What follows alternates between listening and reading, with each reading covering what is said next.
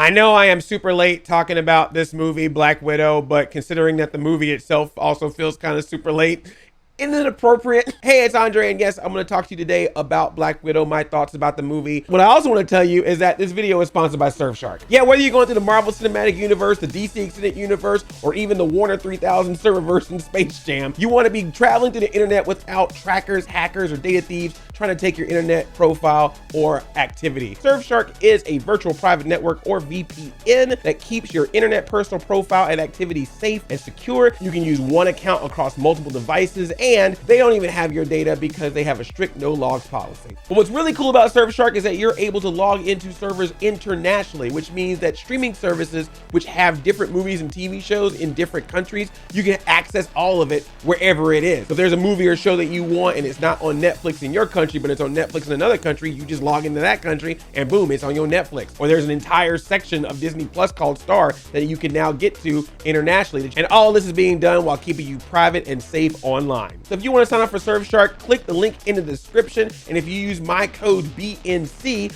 you get 83% off and 3 extra months for free. Just click the link in the description. Thank you so much, Surfshark, for sponsoring this video. Now let's talk about some Black Widow. Spoiler alert, there will definitely be spoilers in this video about Black Widow, so you have been warned. Spoilers. So Black Widow is the long overdue solo movie for Natasha Romanoff, aka Black Widow, aka Scarlett Johansson. Spoiler alert, we know that she dies in Avengers Endgame, so this is going back in time a little bit. This takes place after Civil War when she was on the run, but before Infinity War. They even had Thunderbolt Ross make a cameo looking for Black Widow, sending troops out, be like, go give me that Black Widow. Check every outhouse, every townhouse, every side house. Really, Andre? The Fugitive references, what year is this, 1994? Reconnecting with her quote unquote family and finding out the Red Room where she was raised, where they take girls and make them into soldiers. This whole Russian thing that they're doing behind the scenes, very evil, very corrupt. She finds out that that is still going on, and she is determined to take it down. With the help of her quote unquote sister, Yelena, played by Florence Pugh,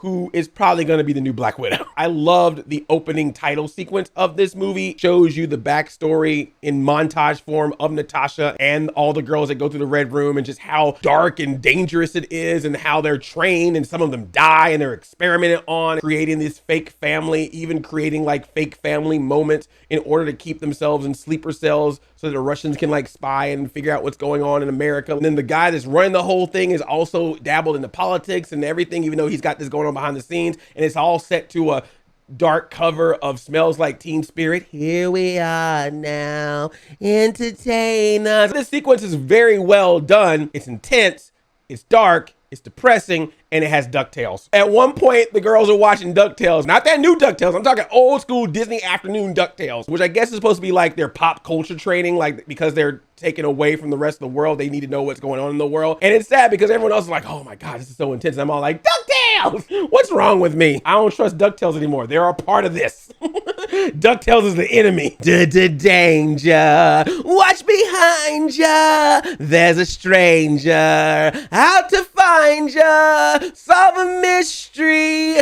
Rewrite history. DuckTales. Woo-hoo-hoo. I know this is supposed to be ScarJo's movie, but I'm sorry.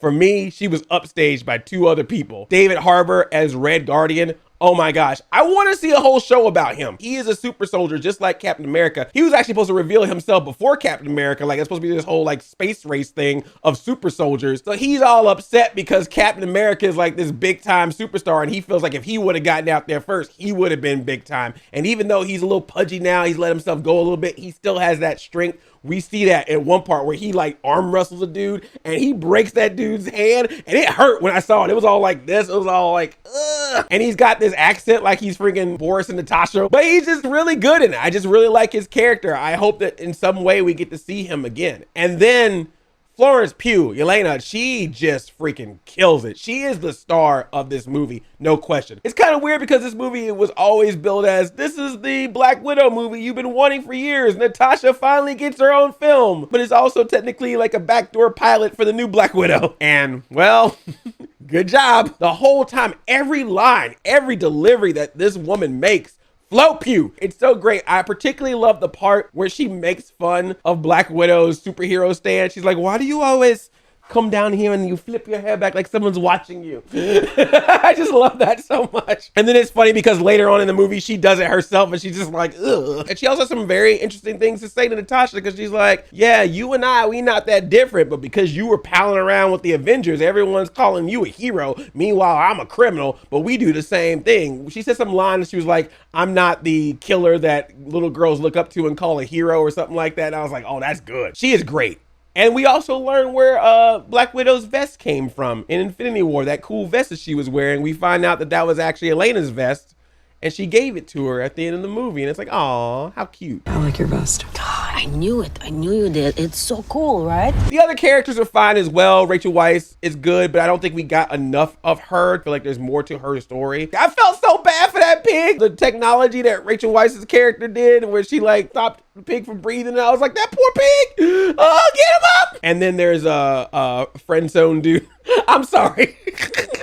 There's this dude that helps out Natasha throughout the movie, like gets her planes and weapons and all this stuff. And just right near the end of the movie, she's like, you're such a great friend. And I was like, dang. So there's a lot of action sequences in this thing. I personally like the hand-to-hand stuff, like the real close combat stuff, like the fight that Natasha and Yelena have, some of the fights they have with the other widows, because you find out that the widows are actually being controlled. That's what Yelena finds out, and she gets it taken out of her. And so that's why she tries to reach out to Natasha. So they have to sometimes fight other widows. We'll talk about this character later, but even the fight with Natasha and Taskmaster, when they have a fight very early on in the movie, like that whole thing is really good too. So whenever that was happening, whenever those like fights or knives being thrown around was happening, punches and kicks, that stuff was really good because I felt like that was the stuff where I really felt it. Like there were some times when people got hit in this movie and I was like, ooh, that I can feel that, it hurts. But that being said, some of the big time action stuff, like the whole jailbreak scene with the snow falling down, I thought that was pretty cool. I liked all the car chase stuff. This movie had a mix of comedic stuff and dark stuff. I can't help but to feel like it was done on purpose. I felt like the balance was meant to be there on purpose. It's PG-13, so they didn't go too far, but when they need to go there, sometimes they went there, especially towards the end when you start feeling out the plot of like how this dude has been putting girls all over the world and been starting wars behind the scenes. It's like political espionage / using other people. But it's just interesting to see how this movie that I thought was going to be like super serious and intense actually had a lot of comedic moments. It was a lot of funny stuff in this movie. Again, because of Pugh and Red Guardian, they really brought a lot of humor in this. I know it's probably a random thing to say, but I like that white suit. I don't know what it is about that white snowsuit on Black Widow, but I was like, that's a good look.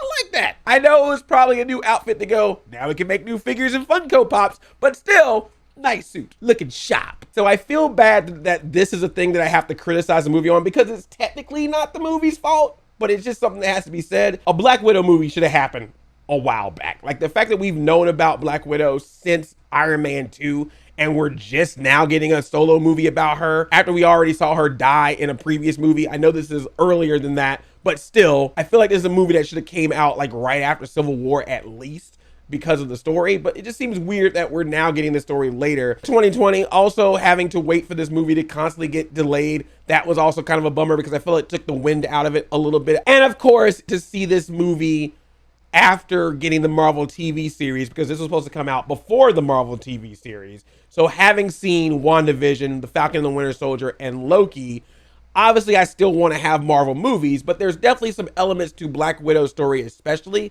that I feel like could have really lended itself to a Marvel series. So the fact that some of the characters we don't get a lot of backstory on, we do get that cool opening credit sequence, but we don't get a lot of Natasha's story of her upbringing, which led to where she is today. How awesome would it be if you had a Black Widow series and one episode was dedicated to the story of Red Guardian? Like that would have been really, really cool. Again, hard to blame the movie for that, but now that we've had that taste, I can't help but sometimes look at Black Widow and go, good movie, but could it have been a better series?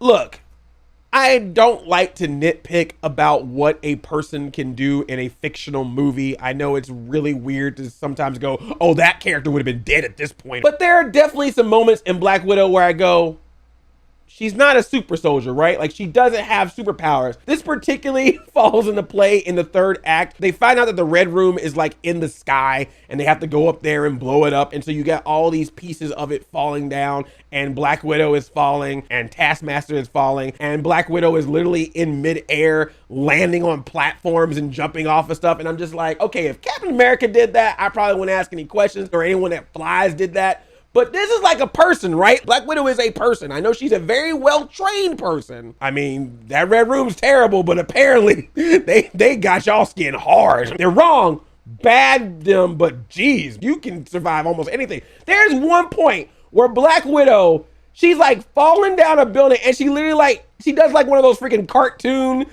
like you hit every branch of a tree when you're coming down, like, ooh, That's happens to her on this building where she's like, pipe, pipe, pipe, lands on her feet. I'm like, what? I know it's wrong. It's a superhero movie. You're not supposed to think about it that hard, but there was just a couple of times where I'm like, all right, y'all, okay. Okay, all right, so Taskmaster. This is clearly the character that has been talked about a lot online. So let's get into it. I'm gonna try to explain this as best as possible. First time I really got a clear sense of who Taskmaster was, honestly, was from playing the Square Enix Marvel's Avengers game when Black Widow fights Taskmaster early on in the game, and I was like, oh, this is a cool character. So of course I did some extra research, like, oh, this character is really awesome because Taskmaster has the ability to copy any of the moves of the other Avengers, has like a photographic memory, and is like, if I see what you do, then I can do it too. So we find out in the movie that Taskmaster is actually the daughter of the main guy. Black Widow thought that she killed her in an explosion years ago. That's the red on her ledger thing.